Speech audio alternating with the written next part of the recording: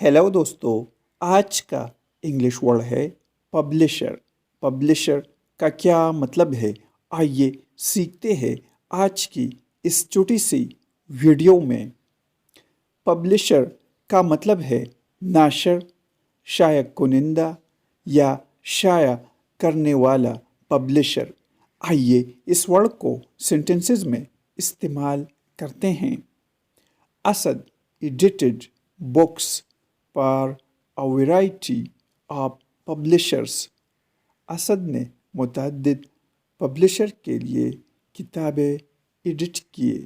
He sent the 300 pages file to his publisher.